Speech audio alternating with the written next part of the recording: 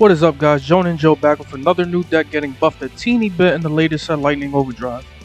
Tri-Brigades is something I've grown to enjoy playing quite a bit, and with the most recent change I can definitely see myself using this deck even more now.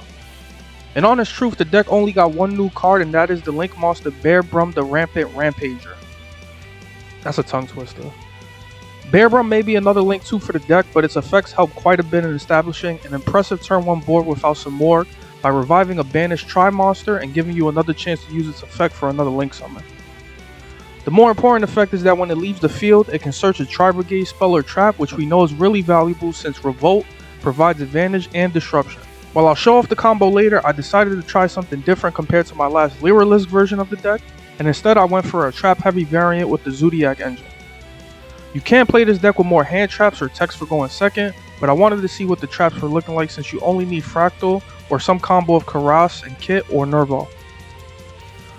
The deck list isn't too unique and it did undergo a few changes as time went on. With desires in play to see our combo pieces as much as possible, everything in the deck was maxed out to 3 for the most part except the Zoodiac stuff and the strong techs like Pankratops, the Joan and Joe special, and Imperial Order. This is my first time ever using Zoodiac in my entire life, so I did feel kind of intimidated by the more complex combos that involve reviving Ram, popping it with Trident, and so on your first turn. Regardless of that, having Trident alongside Apollousa or Ancient Warriors going first is amazing, especially if you use Shuraig, who can count as 2 monsters for your Revolt play. More importantly, having that access to a double board clear Zeus also worked wonders in going second, so it did work out quite nicely against some decks. For the trap lineup, I did mess around with Ice Dragon's Prison before, but Torrential seems like such a better call after an extensive string of Drytron matches. To give a fair warning for the replays, there are a lot of Drytron matches. This is mainly because Diviner of the Herald is out now along with the new Exceed, so everyone is going nuts with this on Omega's ladder at the very least. I faced at least 15 of them in one morning. If you see Revolt, you don't need to do the Bearbrumm combo, but you can at least still go Shuraig if you have another summon in the hand. That way you can fix the hand and use her as a Revolt material. The extra deck isn't too different for the most part.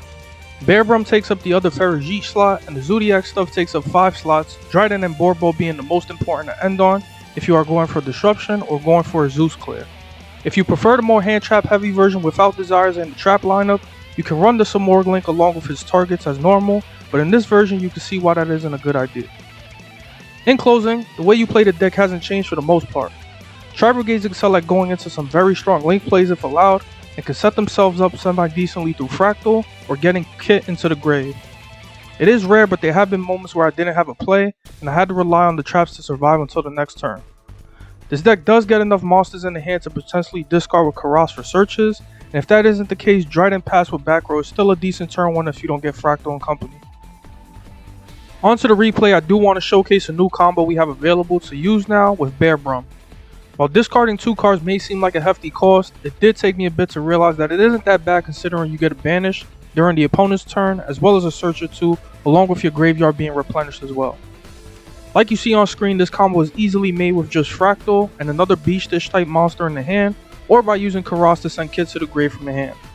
In the event of you not having Fraktall, Kitt into Nervall can search it to get that needed number into the grave for your Link summons. The second monster in the hand is mainly so that you can get another 2 monsters in the grave for your second Link summon of Ancient Warriors. Now while I did put Imperm back into the deck, keeping it would have been a better option as we are guaranteed to get a Tri-Brigade back to the hand after we use Revolt, and maybe another one if Shuraig leaves the field. Still, this board is quite healthy as Apollousa with 3 negates plus the Ancient Warriors to send the dead Apollousa, or even Shuraig can provide some nice disruption. Previously I did make the mistake of using Revolt too early, but it depends on what you are up against. Here, without a crazy hand of going second tech cards, we can easily stop Drytron and then OTK on the following turn. The amazing thing about this turn 1 setup, if successful, is that it can pretty much guarantee an OTK on the following turn, since your newly searched monster can summon a Link 3 and then link itself away with it into Accesscode.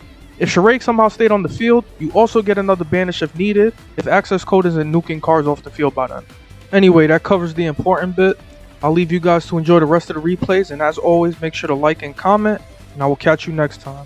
Check me out on Twitch and subscribe.